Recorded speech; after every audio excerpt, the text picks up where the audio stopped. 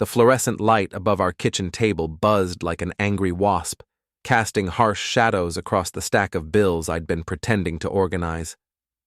2:30 in the morning, and I was still sitting there in my boxer shorts and a ratty t-shirt, nursing my third cup of coffee and wondering when my marriage had turned into a bad sitcom. Tanner Jossman, that's me, 38 years old, IT repair technician by day, amateur detective by night, apparently. Not by choice, mind you. Life just has a way of shoving you into roles you never auditioned for. The front door creaked open with the subtlety of a freight train. Rory stumbled in, trying to look casual and failing spectacularly. Her designer heels clicked against the hardwood floor in an uneven rhythm that screamed guilt louder than a confession booth. "Working late again?" I asked, not looking up from the electric bill. My voice carried just enough sarcasm to cut glass. "Client dinner," she replied, the lie rolling off her tongue with practiced ease. "You know how it is with the design firm. We have to schmooze the big accounts." I glanced up then, taking in her appearance with the methodical attention of a crime scene investigator. Her lipstick was gone, her hair slightly mussed despite obvious attempts to fix it. And there, right there on her neck, was a small bruise that definitely hadn't been there when she left for work that morning. "Must have been some dinner," I said, setting down my coffee cup with deliberate precision. "Did your spreadsheet get you intoxicated? Or was it Evan again?" The question hung in the air like smoke from a house fire. Rory's face went through a fascinating series of expressions: surprise, anger, calculation, and finally, defiance. "Don't be ridiculous, Tanner. Evan's my business partner. We were discussing the Morrison account. At 2:30 in the morning? It's a complicated project." I nodded slowly, as if that explanation made perfect sense. Right, complicated, like quantum physics or marriage vows. She rolled her eyes and headed for the stairs. "I'm going to bed. Some of us have real jobs in the morning." That stung, but I let it slide, for now. Instead, I watched her climb the stairs, noting how she favored her left foot, probably from those ridiculous heels she insisted on wearing to impress clients, or business partners, or whoever was leaving bruises on her neck these days. When I heard the bedroom door close, I pulled out my phone and did something that would have horrified the man I used to be. I opened the Find My Phone app and checked Rory's location history. The little blue dot told a story more compelling than any novel. Evan's Riverside condo. 3 hours. Right there in digital black and white, complete with timestamps that made her client dinner excuse about as believable as a politician's campaign promises. I sat back in my chair, staring at the screen. 22 years of marriage, and it had come to this. Playing private investigator in my own kitchen, gathering evidence of my wife's betrayal like some discount version of a noir detective. The worst part? I wasn't even surprised. The signs had been there for months. Late nights, mysterious phone calls, sudden interest in yoga classes that somehow never resulted in any actual flexibility. Evan Kellar, her business partner, had been sniffing around like a dog in heat since the day they opened their little design boutique together. I'd met Evan exactly 3 times, and each encounter had left me with the overwhelming urge to check my wallet afterward. He was the kind of man who wore cologne like armor and treated handshakes like business negotiations. Tall, artificially tanned, with teeth so white they probably violated some sort of environmental protection law. And now he was apparently sampling the merchandise. I scrolled through more location data, my coffee growing cold as the full scope of Rory's deception revealed itself. Lunch dates that lasted 3 hours, shopping trips to neighborhoods that didn't have any stores, evening meetings at his place that stretched well past midnight. My phone buzzed with a text message, from Rory's phone, sent to Evan. "Thanks for tonight. T suspects something. We need to be more careful." I blinked at the screen, wondering if I was hallucinating from too much caffeine. Then I realized what had happened. Rory had left her phone downstairs, probably in her purse by the front door. The message had been sent from her laptop upstairs, synced through iCloud. Technology. Sometimes it's the enemy, Sometimes, it's your best friend. I crept to the front door and found her purse exactly where I'd expected. Her phone was inside, unlocked because she'd never bothered to change the passcode from our anniversary date. Apparently, some traditions die harder than others. The text thread between Rory and Evan read like a daytime drama script, full of grand declarations and enough charged subtext to fuel a small city. I scrolled through weeks of messages, each one another step toward the collapse of our marriage. But it was the photos that really got my attention. Pictures of them together at restaurants I couldn't afford. Images of Evan's condo, the same condo where Rory had spent the evening. And then, the piece de resistance, a video message sent just 2 hours ago. I almost didn't watch it. Some things once seen can't be undone. But curiosity has consequences, and I'd already committed to this particular investigation. The video was shot in Evan's living room. I recognized the pretentious modern art on the walls, the leather furniture that probably cost more than my annual salary. And there was Rory, looking more animated than she'd been in our house for months, talking about their future together. "Once the divorce is finalized," she was saying, "we can stop sneaking around. Tanner won't get much. He can't afford a decent lawyer, and I've got all the financial records. We'll be free to start our real life together." Evan's voice came from behind the camera. "What if he fights it?" Rory laughed, actually laughed, at the suggestion. "Tanner? Fight? He's spent the last 10 years fixing other people's computers and drinking beer. He doesn't have the spine for a real battle. Besides, what's he going to do? He barely understands how our finances work." I sat there in the dark kitchen, holding my wife's phone, listening to her dismiss 22 years of marriage like it was a minor inconvenience. The buzzing fluorescent light above seemed louder now, more insistent. That's when something inside me shifted. Not broke. That had happened months ago. This was different. This was the moment when the mild-mannered IT guy decided to become something else entirely. See, Rory had made a fundamental error in her calculations. She'd assumed that quiet meant weak, that accommodating meant pushover. She'd forgotten that I'd spent 4 years in college studying business law before switching to computer science.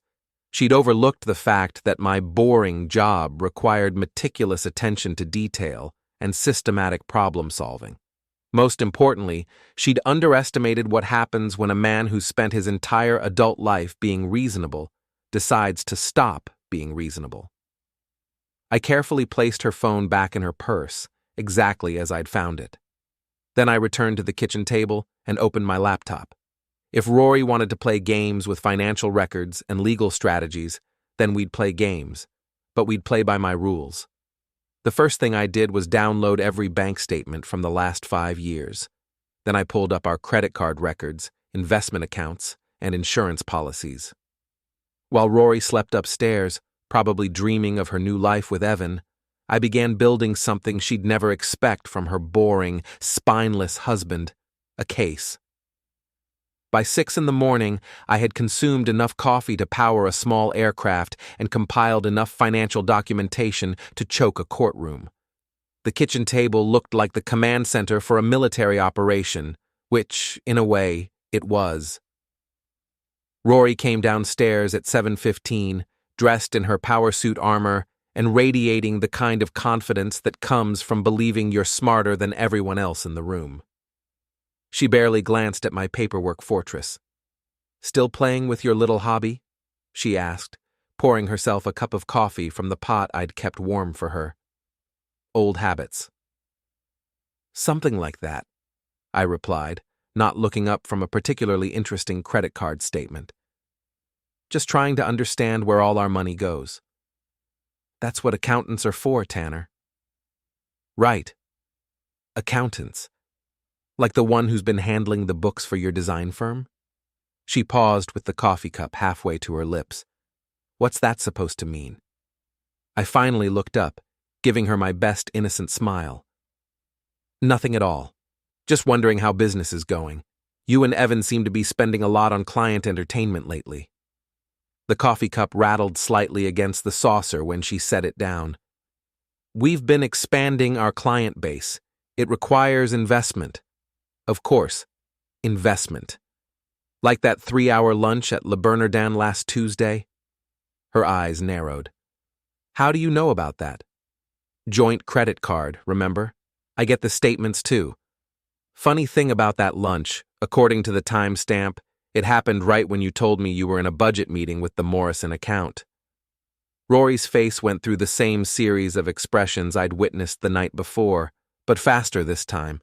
She was getting practice at being caught in lies. I don't have to justify every business expense to you, Tanner. No, you don't. But you might have to justify them to someone else soon. She set down her coffee cup with more force than necessary. What's that supposed to mean? I gathered up a stack of papers and tapped them into a neat pile. Nothing you need to worry about, yet. The word yet hung in the air like a threat wrapped in politeness. Rory stared at me for a long moment, probably trying to figure out if her boring husband had suddenly grown a backbone or if this was just another phase that would pass like all the others. She chose to treat it as a phase. I'm late for work, she announced, grabbing her purse and heading for the door. Try not to spend the whole day obsessing over bank statements. It's not healthy. After she left, I called in sick to work for the first time in 3 years. My boss, Mike, was understanding. Take care of yourself, Tanner. That computer virus can wait another day. If only he knew what kind of virus I was really dealing with. My first stop was Donnie's garage, a cluttered testament to the belief that anything worth fixing was worth fixing with duct tape and determination. Donnie Martinez had been my friend since high school, back when we both thought we'd conquer the world with nothing but good intentions and questionable decision-making skills. Now he conquered carburetors and transmission problems, and I fixed computers. We'd both learned that the world was more interested in being conquered by people like Evan Kellar. You look like someone stole your lunch money, Donnie said, wiping his hands on a greasy rag as I walked into the garage. Worse, someone stole my wife. Donnie stopped wiping and gave me his full attention. In 20 years of friendship, I'd never been the type to drop dramatic bombshells. That was more his style. Come again? I told him everything. The late nights, the suspicious behavior, the phone evidence, the video confession. Donnie listened without interruption, his expression growing darker with each detail. So what's the plan? He asked when I finished. That's what I'm working on. Need any help? I looked around the garage, taking in the various tools and equipment that could be used for purposes their manufacturers never intended. Maybe, but nothing illegal. Define illegal. Nothing that would get us arrested. Donnie grinned. Now you're talking my language. We spent the next hour discussing possibilities. Donnie's approach to problem solving was refreshingly direct. He believed that most situations could be improved with the right application of mechanical leverage. My approach was more subtle, focused on using people's own weaknesses against them. Here's what I don't understand, Donnie said, leaning against his workbench. Why not just confront them, walk into his place, catch them in the act, make a scene? Because that's what they expect. Rory thinks I'm predictable. She's counting on me being the nice guy, the pushover who'll roll over and accept whatever scraps they throw at me in the divorce. So you're going to be unpredictable. I'm going to be thorough.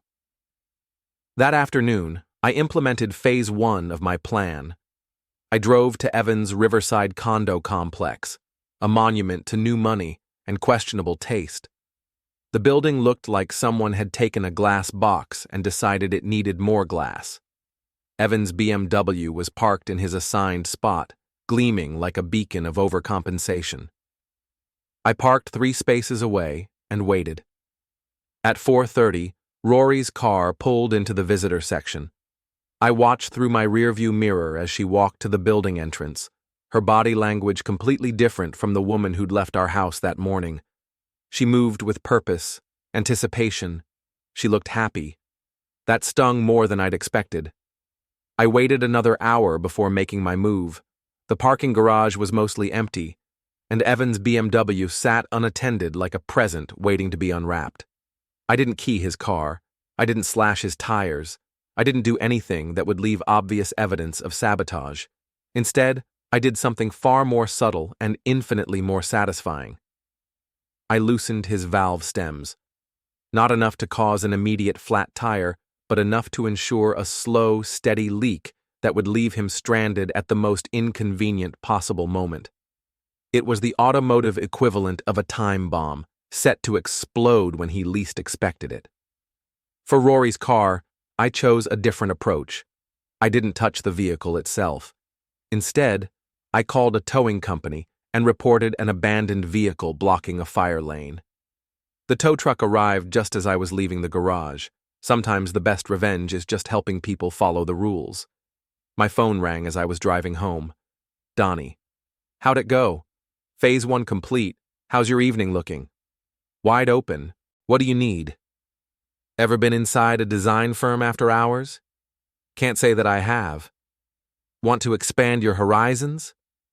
Donnie's laugh was like sandpaper on steel. Brother, you're starting to worry me. And I like it. That evening, while Rory was presumably stranded at Evan's place trying to figure out why her car had been towed, Donnie and I paid a visit to Kellar and Associates Design Studio.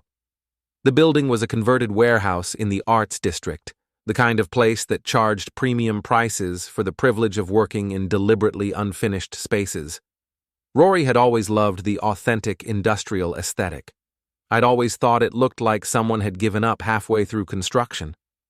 Getting inside was easier than it should have been. Rory had given me a key months ago, back when she still pretended our marriage was a partnership.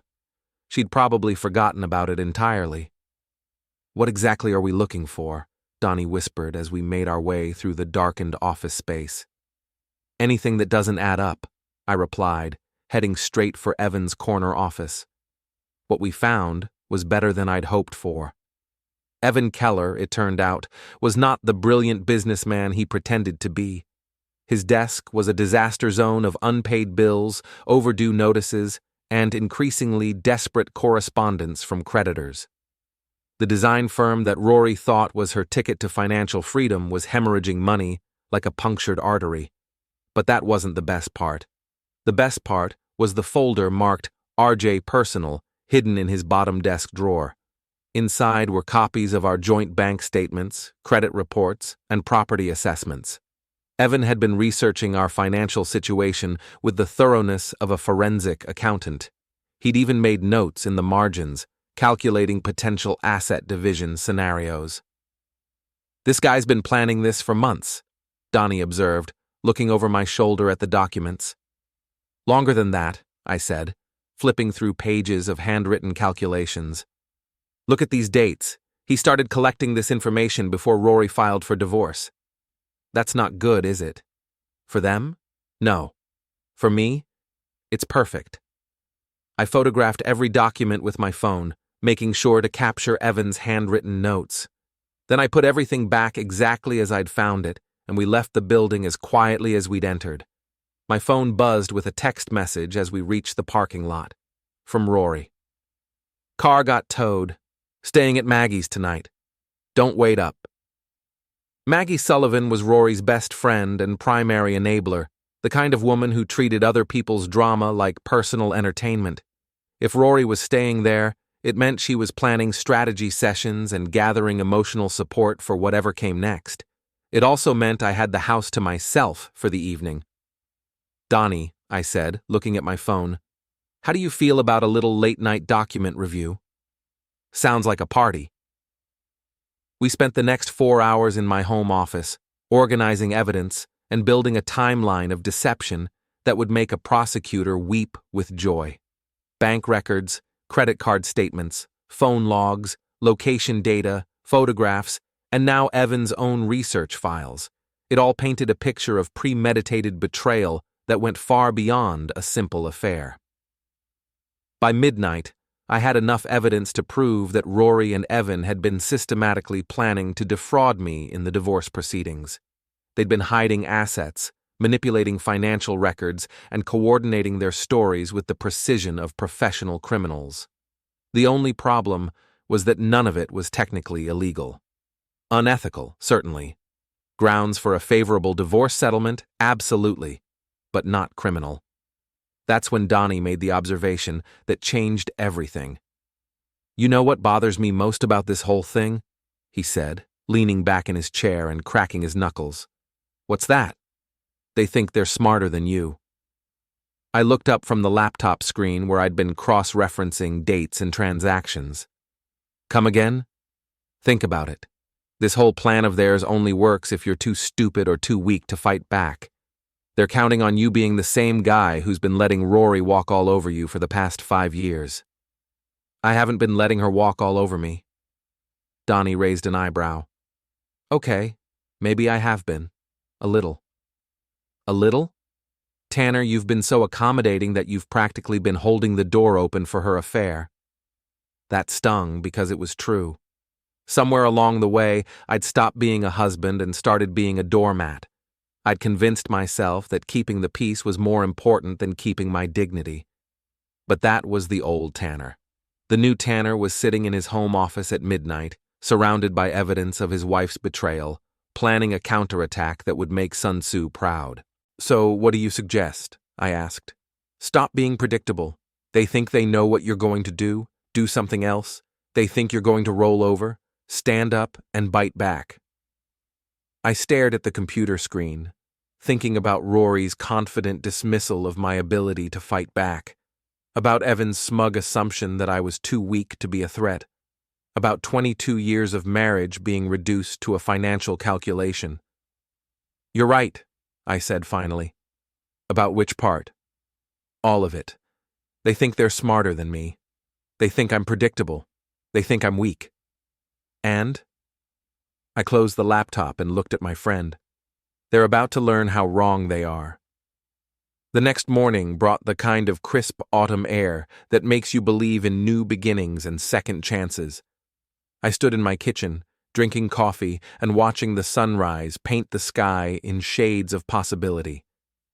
Rory came home at 9:30, looking like she'd spent the night in a blender. Her power suit was wrinkled, her hair resembled a bird's nest, and she moved with the careful precision of someone nursing a substantial hangover. "Rough night at Maggie's?" I asked, not looking up from my newspaper. She opened a bottle of wine. We talked. "About anything interesting?" Rory paused in her journey toward the coffee pot. "Girl stuff. You wouldn't understand." "Try me." She turned to face me, and I could see the calculation in her eyes. She was trying to figure out if this was normal husband curiosity or something more dangerous. "Just relationship problems," she said finally. "Maggie's having issues with her boyfriend." "Right. Maggie's relationship problems, not yours." "I don't have relationship problems, Tanner. I have a relationship problem. Singular." The words hung in the air like a challenge. She was done pretending, done with subtlety. The gloves were coming off. "Interesting," I said, folding my newspaper with deliberate care. "Because I've been thinking about our relationship too." "Have you?" Specifically, I've been thinking about how much it's been costing me lately." Rory's eyes narrowed. "What's that supposed to mean?" I reached into my jacket pocket and pulled out a manila envelope. "It means I've been doing some accounting. Turns out marriage is more expensive than I realized." I placed the envelope on the kitchen counter between us like a gauntlet. "What is that?" she asked. "Your monthly statement. Turns out you're overdrawn in every way that counts." She stared at the envelope as if it might explode. "Tanner, what are you talking about?" "Open it." "I don't want to open it." "Then I'll summarize. 22 years of marriage, and you've been running a deficit for the last 18 months. Late fees on honesty, overdraft charges on loyalty, and the interest on betrayal is compounding daily." Rory's face went pale. "You're being ridiculous." "Am I? Because I've got receipts, Rory. Literally. Every dinner at Le Bernardin, every afternoon at Evan's place, every lie you've told me about working late. It's all itemized and cross-referenced." She grabbed the envelope and tore it open. Inside were copies of every piece of evidence I'd collected, bank statements, credit card records, phone logs, photographs, and screenshots of text messages. But the real masterpiece was the document I'd created specifically for this moment, a detailed financial analysis of her affair, presented in the same format as the quarterly reports she used to impress clients. "You've been spying on me," she said, her voice barely above a whisper. "I've been paying attention. There's a difference." She flipped through the pages, her expression shifting from shock to anger to something that might have been fear. "This is insane, Tanner. You can't just what? Can't just document my wife's infidelity? Can't just protect my own interests? Can't just stop being the accommodating pushover you married?" "You're supposed to trust me." I laughed, and the sound surprised us both. It wasn't bitter or angry. It was genuinely amused. "Trust you? Rory, I trusted you for 22 years. I trusted you when you said you were working late. I trusted you when you said Evan was just a business partner. I trusted you when you said we were building a life together." I stood up and walked to the window, looking out at our neighborhood, the house we'd bought together, the garden she'd planted, the life we'd built that was apparently worth less than a few months of excitement with her business partner. "But trust is like a bank account," I continued. "You can make deposits and you can make withdrawals, but when you're consistently overdrawing the account, eventually the bank closes it down." When I turned back, Rory was staring at me like I was a stranger, which, in a way, I was. The man she'd married would never have compiled a dossier of evidence. The man she'd married would have accepted her explanations and tried to work things out through couples therapy and honest communication. But that man was gone. "What do you want?" she asked. "I want you to stop pretending this is about love or happiness or finding yourself. I want you to admit that this is about money and status and trading up to a better model. That's not... It's exactly that. Evan's been researching our finances for months, Rory. I've seen his notes. I know about the asset calculations and the settlement projections. This isn't romance. It's a hostile takeover." She closed the envelope and set it on the counter with shaking hands. "You don't understand." "I understand perfectly. You're tired of being married to an IT guy who drives a 10-year-old Honda and shops at Target. You want the Riverside condo and the BMW and the designer lifestyle. You want to be Evan Kellar's trophy wife instead of Tanner Jossman's equal partner. It's not about money. Everything's about money, Rory, especially when you don't have enough of it." That afternoon, I drove to Kellar & Associates Design Studio with a specific purpose in mind. It was time for Phase 2 of my plan, and Phase 2 required a more direct approach. The office was busy when I walked in, full of young designers in deliberately distressed clothing, typing frantically on expensive laptops. The receptionist, a girl who looked like she'd stepped out of a fashion magazine, smiled at me with practiced professionalism. "Can I help you?" "I'm here to see Evan Kellar. Tell him Tanner Jossman is here with his monthly report." She picked up the phone and spoke in hushed tones. A moment later, Evan emerged from his corner office, looking like a man who'd just been told his house was on fire. "Tanner, what a surprise. What brings you here?" "Business," I said, loud enough for the entire office to hear. "I wanted to discuss some financial irregularities I've discovered." Evan's face went through a fascinating series of expressions. "Maybe we should talk in my office." "Actually, I think this is fine. It concerns everyone here since it involves the company's financial stability." The typing stopped. Every designer in the place was now listening to our conversation with the focused attention of spectators at a car crash. "Tanner, I really think..." I pulled out a folder and opened it to the first page.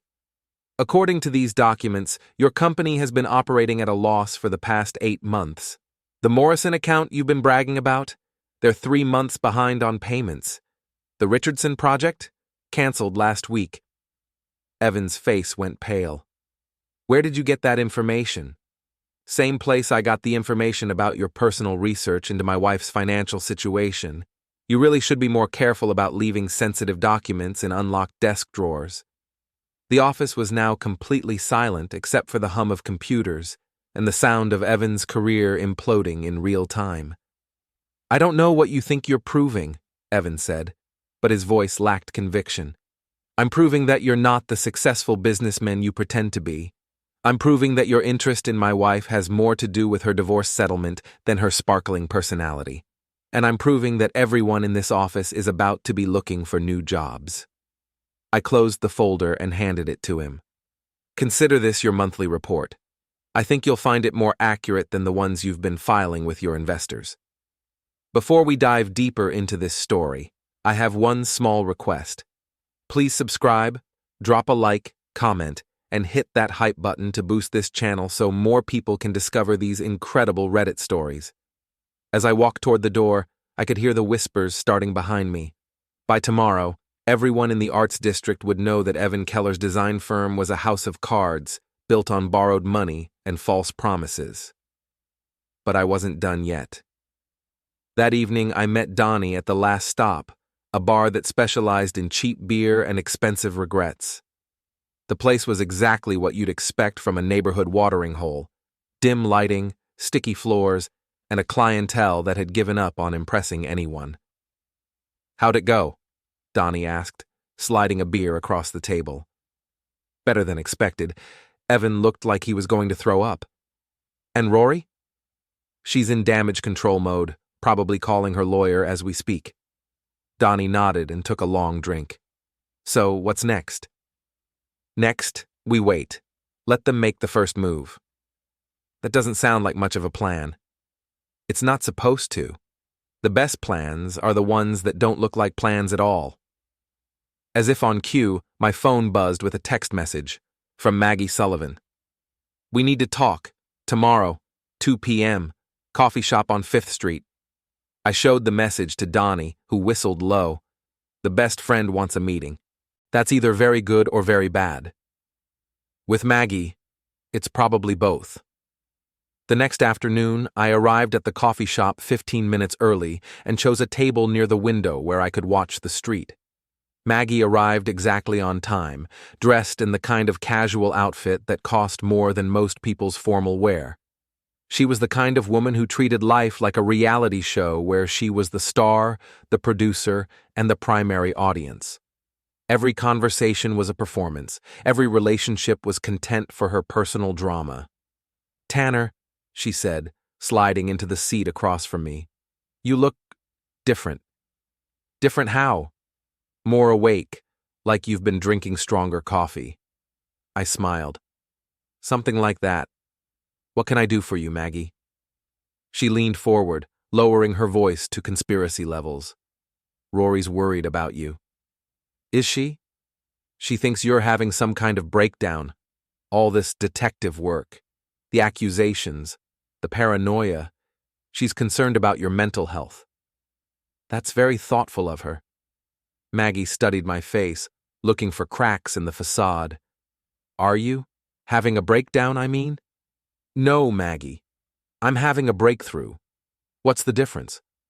"A breakdown is when your world falls apart. A breakthrough is when you finally understand how it was put together in the first place." She sat back, clearly not getting the answer she'd expected. "Rory says you've been acting strange, aggressive, threatening. I've been acting honest. If that seems strange and threatening, it says more about what she's used to than what I'm doing wrong." "She loves you, Tanner." "No, she doesn't. She loves the idea of me. The safe, predictable husband who pays the bills and doesn't ask difficult questions. But that man doesn't exist anymore." Maggie's eyes lit up with the kind of excitement that comes from witnessing genuine drama. "So, what are you going to do?" "I'm going to stop being predictable." "What does that mean?" I stood up and left a $5 bill on the table. "It means Rory's about to learn that 22 years of marriage taught me more than she realized." As I walked away, I could feel Maggie watching me through the window. By evening, she'd have called Rory with a full report. By tomorrow, Rory would be calling her lawyer, which was exactly what I wanted, because the next phase of my plan required Rory to make the first legal move.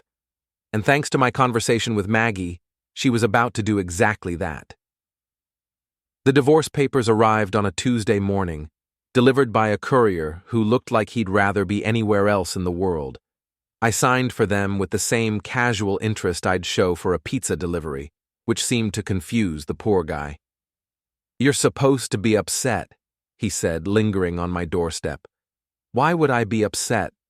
I've been expecting this for weeks." He shrugged and walked back to his van, probably wondering why people couldn't follow the script for their own personal dramas.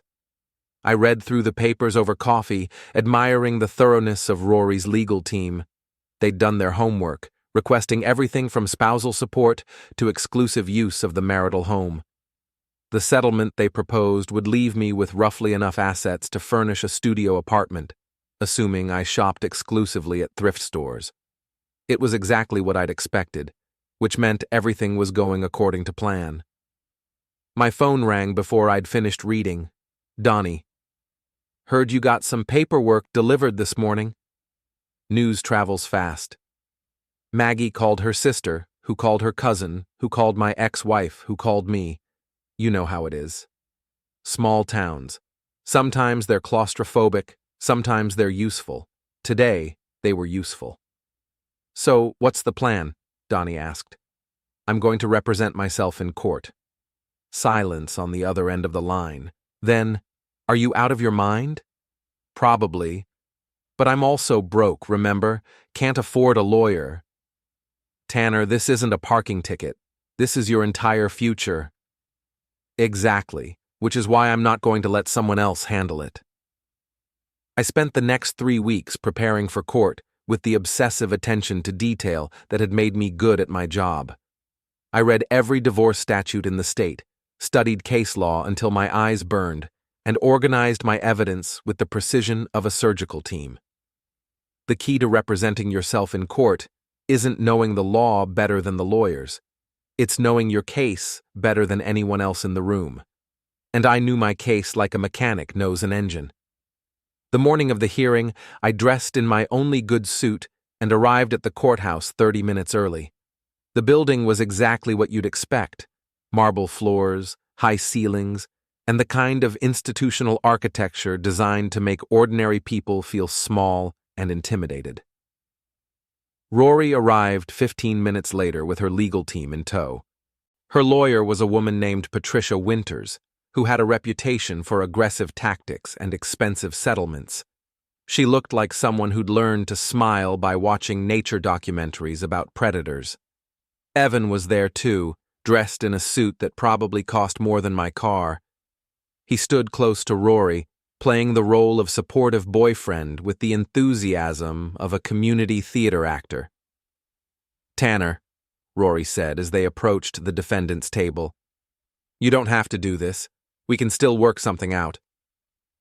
"I'm sure we can," I replied, arranging my files on the table. "In about an hour." Patricia Winters looked at my modest pile of documents and smiled. "Mr. Jossman, I hope you understand that representing yourself in a complex financial matter like this is rarely advisable." "I appreciate your concern, Ms. Winters. I'm sure you'll give me a fair fight." She exchanged a glance with Rory that clearly said, "This is going to be easier than we thought." When Judge Whitcomb entered the courtroom, everyone stood with the automatic respect that comes from years of watching legal dramas on television. He was a man in his 60s, with the kind of weathered face that suggested he'd seen every type of human foolishness, at least twice. "Be seated," he said, settling behind his bench and opening the case file.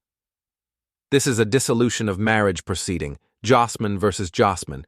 I see we have represented parties and— Mr. Jossman, are you appearing pro se?"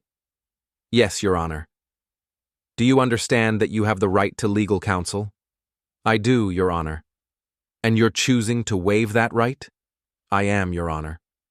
Judge Whitcomb nodded and made a note in his file. "Very well. Ms. Winters, you may proceed with your opening statement." Patricia Winters stood and launched into a presentation that was part legal argument and part performance art. She painted a picture of a marriage destroyed by my unreasonable behavior, financial irresponsibility, and recent descent into paranoid obsession. "Your Honor," she said, gesturing toward me with the kind of dismissive wave usually reserved for annoying insects, "the respondent has been engaging in stalking behavior, making baseless accusations, and attempting to intimidate my client and her business associates." She presented her evidence with the confidence of someone who'd never lost a case to a pro se defendant. Bank statements showing my modest income, character references describing Rory as a devoted wife and successful businesswoman, and a psychological evaluation suggesting that I was suffering from adjustment disorder with paranoid features. It was a masterful presentation, designed to portray me as the kind of man who couldn't be trusted with joint custody of a houseplant, let alone half the marital assets. When she finished, Judge Whitcomb turned to me. "Mr. Jossman, your opening statement." I stood up, picked up a single folder from my table, and walked to the center of the courtroom. For a moment, I just stood there, looking at Rory and her legal team. They were all smiling with the kind of confidence that comes from believing you've already won. "Your Honor," I said, "I'd like to invoke statutory reimbursement for documented marital expenditures misrepresented during discovery." The smiles disappeared. Judge Whitcomb raised an eyebrow. "Statutory reimbursement under which section, Mr. Jossman?" "Section 452(28), subsection C, Your Honor, specifically regarding the fraudulent concealment of assets and the misrepresentation of financial obligations during dissolution proceedings." Patricia Winters was on her feet immediately. "Objection, Your Honor. There's no evidence of fraudulent concealment."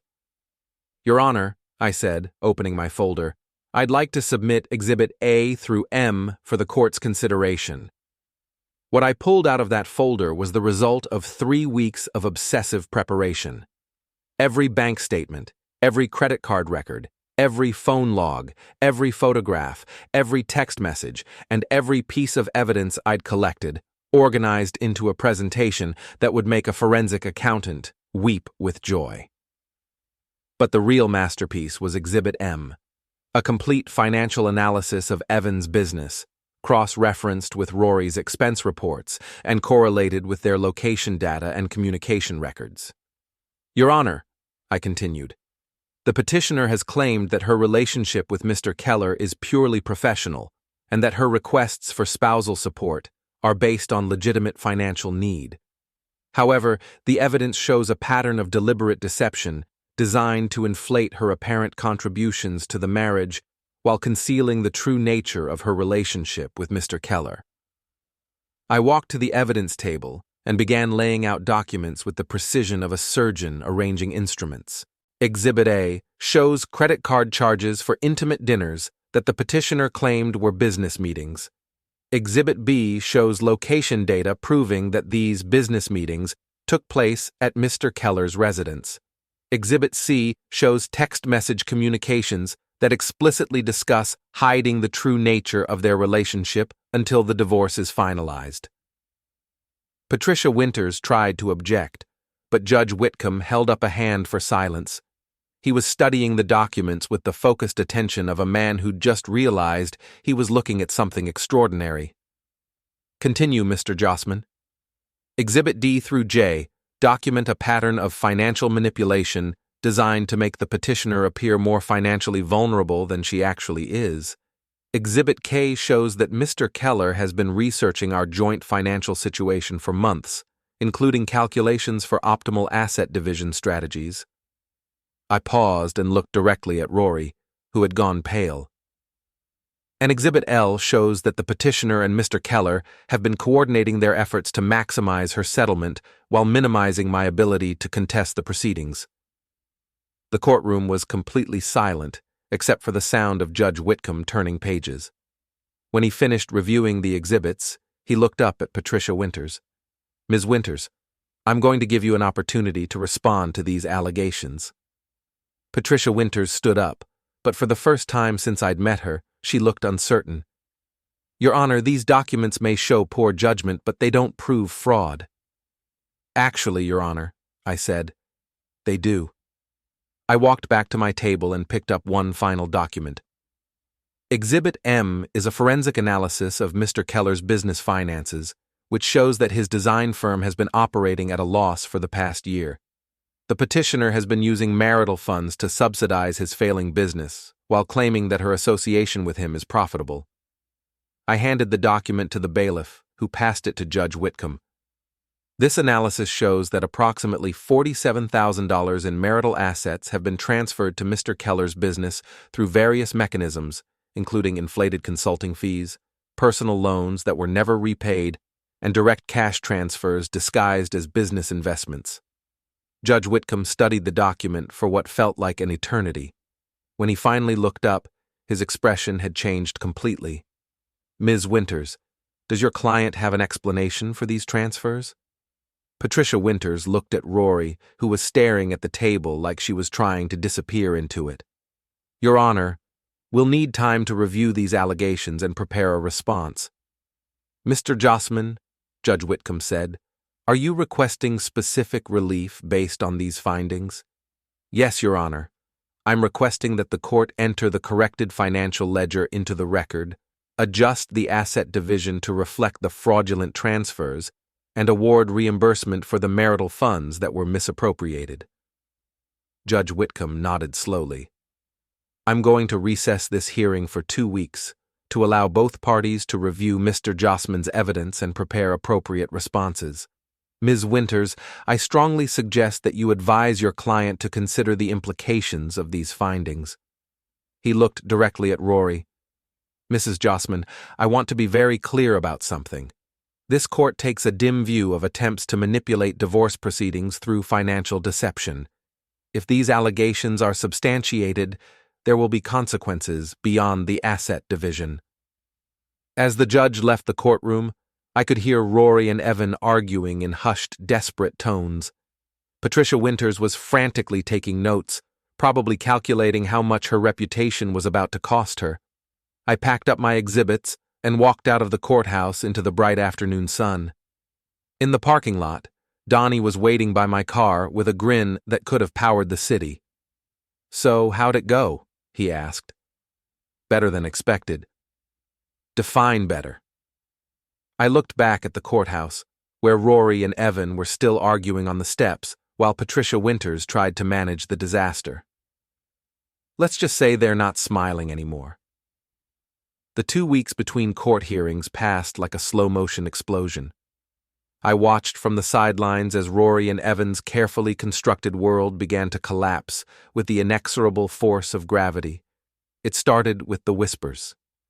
Maggie Sullivan, who had never met a secret she couldn't share, apparently decided that Rory's legal troubles were too delicious to keep private. Within 3 days of the hearing, half the town knew that the golden couple of the design world was facing fraud allegations. The other half found out when the local newspaper ran a story about financial irregularities in local design firm. The reporter had done his homework, interviewing former clients and disgruntled employees who painted a picture of a business built on promises it couldn't keep and money it didn't have. Evan's response to the negative publicity was predictably theatrical. He held a press conference outside his office, denying all allegations and threatening to sue anyone who repeated them. The performance might have been more convincing if his BMW hadn't been repossessed that morning. Rory's response was more subtle but equally desperate. She started calling old friends, trying to rebuild bridges she'd burned in her rush toward her new life. The conversations didn't go well. People have long memories for betrayal, and Rory had betrayed more than just her marriage. I learned about these developments through Donnie, who had become my unofficial intelligence network. His ex-wife worked at the bank where Evan had his business accounts. His cousin was married to one of Rory's former friends, and his mechanic buddy had repossessed the BMW. "They're panicking," he reported over beer at the last stop.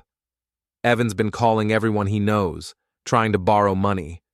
Rory's been making the rounds, trying to convince people that you're the one who's unstable.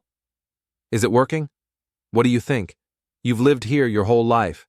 You fix people's computers, you help old ladies with their smartphones, You volunteer at the fire department. Meanwhile, she's been acting like she's too good for this town for the past 2 years. I nodded, thinking about the strange mathematics of small-town reputation. It takes decades to build credibility and only moments to destroy it. Rory had spent her accumulated goodwill like a lottery winner, and now the bill was coming due.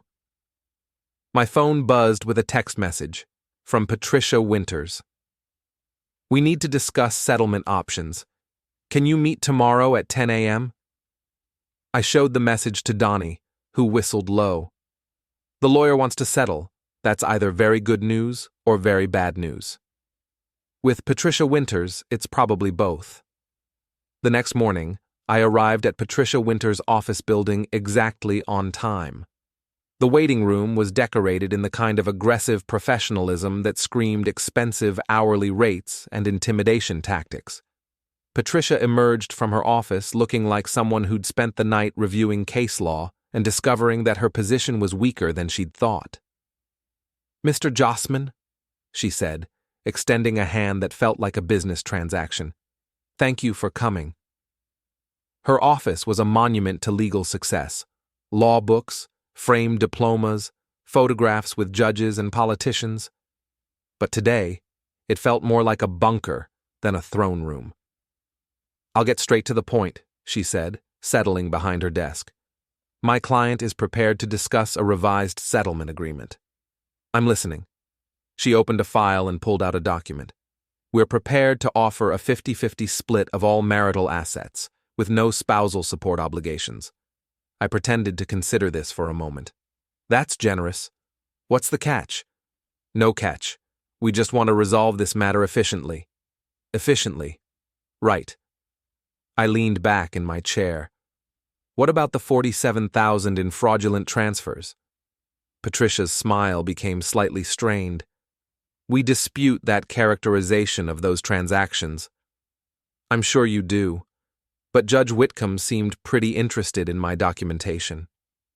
"Judges are interested in many things, Mr. Jossman.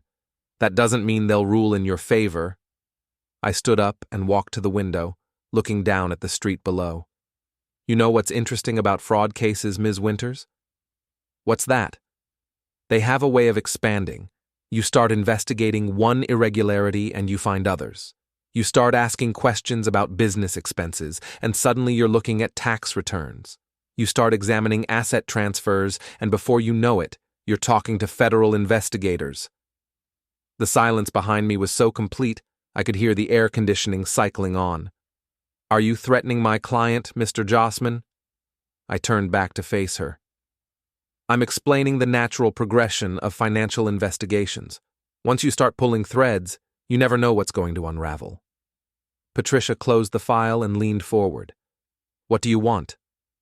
"I want the corrected asset division that reflects the actual financial situation. I want reimbursement for the fraudulent transfers, and I want Rory to admit on the record that she's been lying about the nature of her relationship with Evan Kellar." "That's impossible." "Then I'll see you in court." I walked toward the door, then paused with my hand on the handle. "Oh, and Ms. Winters? You might want to advise your client that I've been in touch with the State Attorney General's office about potential tax implications of those business transfers. Apparently, they're very interested in cases involving the misuse of joint assets to subsidize failing businesses." I left her office with the satisfaction of knowing that Patricia Winters was about to have a very unpleasant conversation with her client. 2 days later, Rory called me directly. "We need to talk," she said without preamble. "I thought that's what lawyers were for." "This is personal, Tanner. Can we meet somewhere private?" We agreed to meet at Riverside Park, a place where we'd had our first official date 23 years ago. It seemed appropriate for what was likely to be our last official conversation. Rory was already there when I arrived, sitting on a bench overlooking the water. She looked smaller than I remembered, diminished by the weight of her collapsing world. "You look tired," I said, sitting down beside her. "I haven't been sleeping well." Guilty conscience? She turned to look at me, and I could see the desperation in her eyes. "How did we get here, Tanner?" "You made choices, Rory. This is where those choices led." I never meant for things to go this far. What did you mean? What was the plan exactly? Divorce me quietly, take half the assets, and ride off into the sunset with your business partner? She was quiet for a long moment, watching a family of ducks paddle across the pond. I felt trapped, she said finally, like my life was getting smaller every year. The same house, the same routine, the same conversations. I wanted something more. So you decided to take it. I decided to find it. With Evan. Evan made me feel important, successful, like I was worth something. I studied her profile, this woman I'd spent more than half my life with, trying to understand when she'd become a stranger. You were worth something, Rory. You were worth 22 years of marriage, a home, a partnership, a life we built together. But that wasn't enough, was it? It wasn't enough for you either, she said, turning to face me. You checked out years ago, Tanner. You stopped trying, stopped caring, stopped seeing me. I stopped trying to compete with a fantasy. You wanted a life I couldn't afford and a man I couldn't become. So you found someone who could give you those things, or at least promised he could. Evan loves me. Evan loves the idea of you, just like you love the idea of him. But love isn't enough when it's built on lies and stolen money. Rory started crying then, not the dramatic tears of someone seeking sympathy, but the quiet, desperate tears of someone who'd finally realized the true cost of her choices. What do you want from me? She asked. I want you to stop lying. To the court. To yourself. To me. I want you to admit what this really was, a calculated attempt to trade up that went wrong when you picked the wrong partner. And if I do that, then maybe we can end this with some dignity and tact. She wiped her eyes and looked out at the water again. The business is failing, isn't it? Evan's business. You know it is. I put everything into it. My reputation, my money, my future. Our money, I corrected. And our future. She nodded slowly. I know. We sat in silence for a while, two people who'd once promised to love each other forever, now negotiating the terms of their mutual destruction. I'll talk to Patricia, she said finally. We'll accept your terms. All of them? All of them. As I walked back to my car, I felt something I hadn't expected. Sadness. Not for the end of my marriage, that had ended months ago, but for the waste of it all. 22 years reduced to financial calculations and legal maneuvers, a partnership dissolved into accusations and evidence files. But sometimes sadness is the price of self-respect. The final court hearing was scheduled for the following week. I spent the intervening days organizing my files and preparing for what I hoped would be the last chapter of this particular story. On the morning of the hearing, I arrived at the courthouse to find a different atmosphere than before. Patricia Winters looked resigned, Rory looked defeated, and Evan was nowhere to be seen. "Where's Mr. Kellar?" Judge Whitcomb asked when court was called to session. "He's not involved in these proceedings, Your Honor," Patricia replied. "I see. Ms. Winters, I understand you have a revised settlement proposal." "Yes, Your Honor. My client agrees to the asset division requested by the respondent, including reimbursement for the misappropriated funds." Judge Whitcomb looked at me. "Mr. Jossman, is this acceptable to you?" "Yes, Your Honor." "And Mrs. Jossman, do you understand that you're agreeing to these terms voluntarily?" Rory stood up slowly. "Yes, Your Honor. I also want to state for the record that I misrepresented the nature of my relationship with Evan Kellar during the initial proceedings. The relationship was personal, not professional, and I apologize to the court for any confusion." Judge Whitcomb nodded and made notes in his file. "Very well. I'll enter the settlement agreement as proposed. The marriage is dissolved, assets are divided as agreed, and this matter is closed." As we filed out of the courtroom, Patricia Winters approached me in the hallway. "You did good work, Mr. Jossman," she said. "Have you ever considered law school?" "Thanks, but I think I'll stick to fixing computers. They're more predictable than people." Rory was waiting by the courthouse steps when I emerged into the afternoon sun. She looked like someone who'd just lost everything and wasn't sure what came next. "So what now?" she asked. "Now you figure out what you want your life to look like without me in it." "And you?" I looked around at the courthouse, the town where I'd spent my entire adult life, the community that had watched this drama unfold with the fascination people reserve for other people's disasters. "I'm going to go home and fix something that's actually broken." That evening I sat in my kitchen now, drinking coffee and reading through the settlement documents one final time. Everything was exactly as I'd requested. The house, the retirement accounts, the reimbursement for Rory's fraudulent transfers. On paper, I'd won completely. So why didn't it feel like victory? My phone rang. Donnie. "How does it feel to be a free man?" "Expensive," I said. "Freedom apparently costs about half your stuff and most of your illusions." "But you won."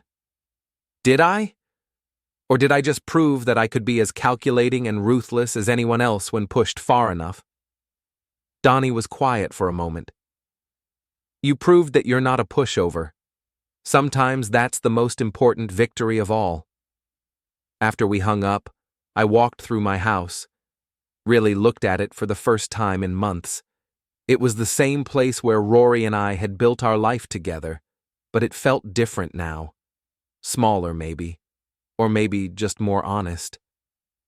I poured myself a glass of whiskey and stepped out onto the back porch, looking up at the stars that had witnessed the rise and fall of my marriage.